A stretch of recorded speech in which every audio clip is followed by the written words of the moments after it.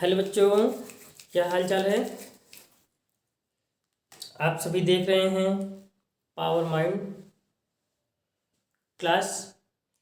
इसमें आज आपका अंसाल पेपर 2022 का मॉडल पेपर यही आपको सॉल्व करा रहे थे। 2022 अंसाल मॉडल पेपर। इसमें आज आप कल पढ़ लिए थे खंड आ बा, 2 पढ़ लिए थे। आज खंड सा हमें पढ़ना है। क्या पढ़ना है? खंड सा। खंड सा पढ़ना है। खंड सा में फर्स्ट क्वेश्चन है आपका। फर्स्ट क्वेश्चन, आवेश के पृष्ठ घनत्व से आप क्या समझते हैं? आवेश के पृष्ठ घनत्व से आप क्या समझते हैं? आवेश के पृष्ठ घनत्व से आप क्या समझते हैं, ये आपको बताना है। आ रहा है वीडियो में अच्छे से? ठीक। तो आवेश के पृष्ठ घनत्व से आप क्या समझते हैं? तो आप ये जानते हैं कि प्रति एकांक क्षेत्रफल में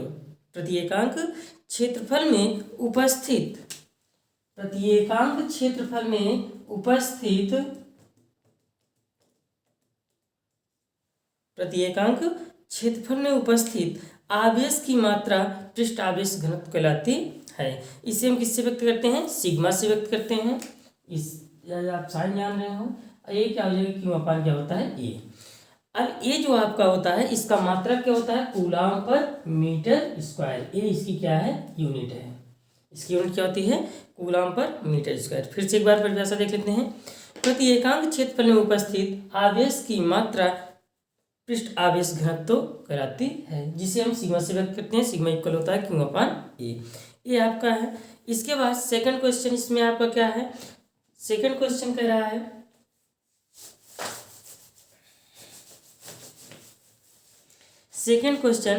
है, कि सूर्य में 1 किलोग्राम हाइड्रोजन के संलयन से प्राप्त ऊर्जा की गणना मेगा इलेक्ट्रॉन वोल्ट में कीजिए।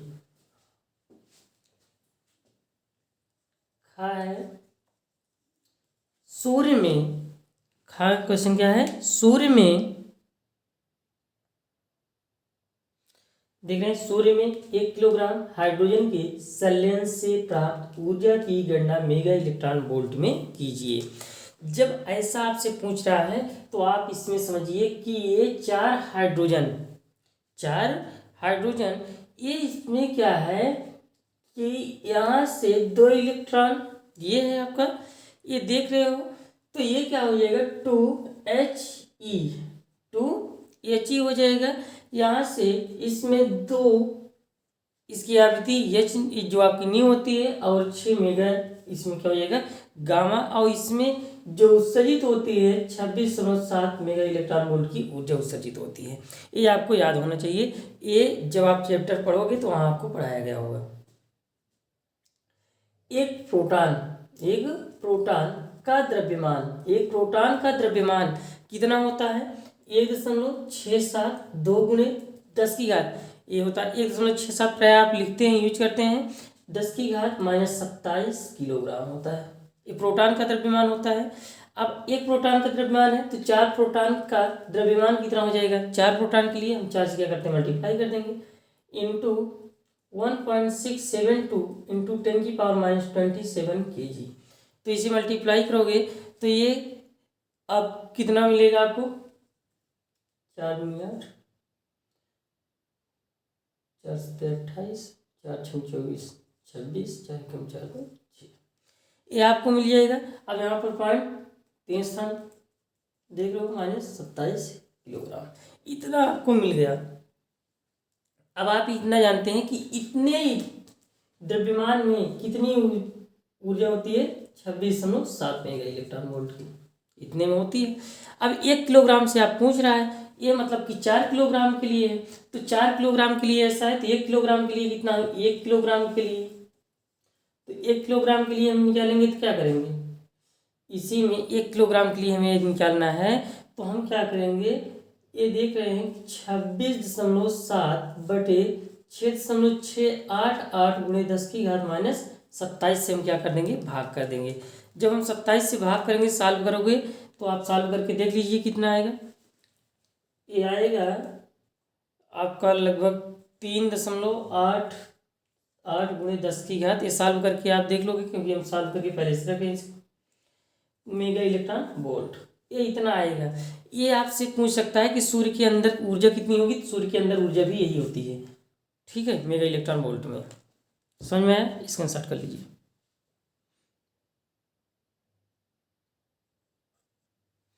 आपसे कह रहा है एक एमयू समतुल्य ऊर्जा होती है, मतलब कि एक एमयू समतुल्य की ऊर्जा की में कितनी होती है, ये आपसे पूछ रहा है। तो आप ये जानते हैं कि कार्बन C12 जो है, कार्बन का परमाणु क्रमांक 6 और इसका क्या होता है, अणुभार 12। कह रहा है कि अणु के द्रव्यमान के बराबर होता है। इसका मतलब m बराबर 1.67 गुणे 10 की घात माइनस 27 किलोग्राम ये होता है। अब आइंस्टीन समीकरण आप जानते हो, E इक्वल होता है mc², del E equal del m, यह c² होता है। तो हम इसको लिखेंगे 1.67 गुणे 10 की घात माइनस 27, c का होता है 3 गुणे 10 की घात 8 प्रकाश की चाल के बराबर, होल स्क्वायर।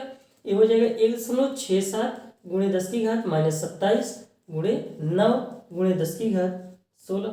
तो ये क्या हो जाएगा, जब इसका मल्टीप्लाई करोगे तो क्या हो जाएगा, 9 7 63, 6 9 54 54 6 60 6 9 6 15, इधर हो जाएगा 2 गुणे 10 की घात माइनस 27 है, ये 16 है, 16 4 20, 4 7 4 11 माइनस 11 हो जाएगा।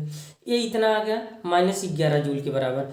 हम इसको इतना लिख सकते हैं -11 जूल। लेकिन हम इसे मेगा इलेक्ट्रॉन वोल्ट में यदि लाना चाहते हैं तो क्या हो जाएगा, मेगा इलेक्ट्रॉन वोल्ट आप जानते हो, तो E इक्वल क्या हो जाएगा 15 -11/1.6 इंटू 10 की पावर -13 मेगा इलेक्ट्रॉन वोल्ट हो जाएगा।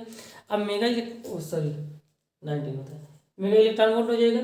जब इसे डिवाइड करेंगे तो ये क्या हो जाएगा, पॉइंट से पॉइंट मान लीजिए कैंसिल हो जाएगा। ये बचेगा क्या 15, यहाँ तक आ रहा है, बोर्ड में आ रहा है 15 0.3/16 इंटू 10 की पावर, ये हो जाएगा 8। कितना हो जाएगा, 8 आ जाएगा। अब 8 आ गया ये आपका, इसे सॉल्व करेंगे हम तो ये हो जाएगा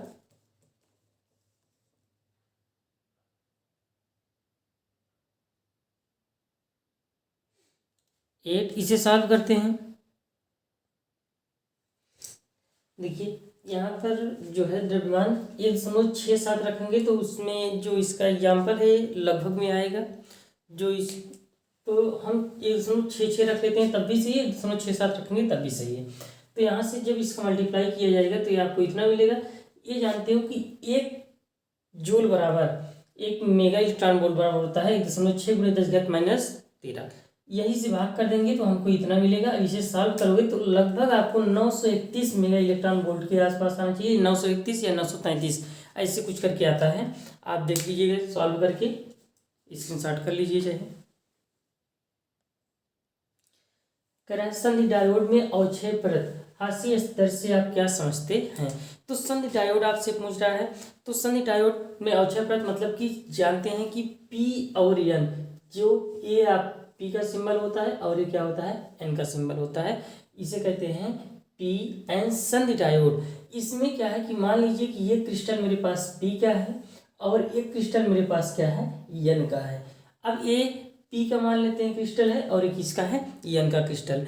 P वाले क्रिस्टल में मान लीजिए कि कोटर हैं, ये आपके कोटर हैं, ये आपके इलेक्ट्रॉन हैं, ये आपके क्या है, इलेक्ट्रॉन कोटर। कह रहा है कि जब पीएन संधि डायोड की जिस परत में, पीएन संधि डायोड के जिस परत में कह रहा है कि चलनशील आवेश वाहक अनुपस्थित होते हैं, वह पूरी एरिया ही क्या कहलाएगी, अवक्षय परत कहलाती है, अवक्षय परत कहलाती है। इसमें क्या हो जाएगा, पी एन संधि के दोनों ओर की वह परत जिसमें चलनशील वाहक आवेश अनुपस्थित होते हैं उसे हम क्या कहते हैं, अवक्षय परत कहते हैं।